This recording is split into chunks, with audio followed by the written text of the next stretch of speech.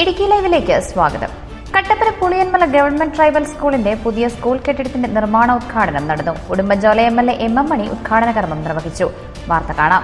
Idukki live വാർത്തകൾ നിങ്ങൾക്കായി അവതരിപ്പിക്കുന്നത് oxygen, the digital expert. Puliyanmala government tribal സ്കൂളിന് ആധുനിക രീതിയിൽ നിർമ്മിക്കുന്ന പുതിയ സ്കൂൾ കെട്ടിടത്തിന്റെ നിർമ്മാണത്തിനായി 1 കോടി രൂപയാണ് വകയിരുത്തിയിരിക്കുന്നത്.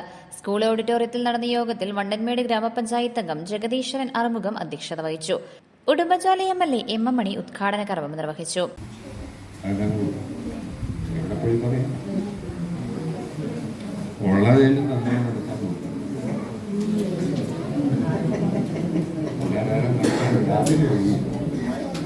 എത്ര കുട്ടികൾ?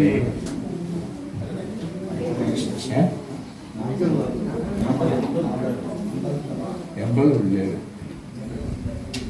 തമിഴും നാടിലും മലയാളിയാണ്. 80 പിള്ളേര്. 80 പിള്ളേരുള്ളതിന് ഇനി അപ്ഗ്രേഡ് ചെയ്യുന്നില്ല.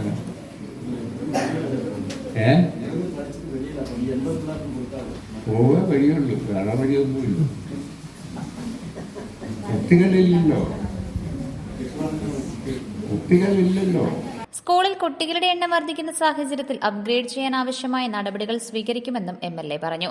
ചടങ്ങിൽ വണ്ടൻമേട് ഗ്രാമപഞ്ചായത്ത് അംഗം മഞ്ജു ബിജോ, കട്ടപ്പന ബ്ലോക്ക് പഞ്ചായത്ത് അംഗം അരുണ R, കട്ടപ്പന നഗരസഭാ councillor VR Saji, school head master Saju Philip, PTA president Shindo S തുടങ്ങിയവർ സംസാരിച്ചു.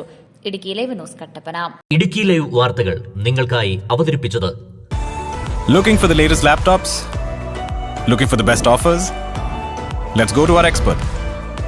Oxygen, the laptop expert.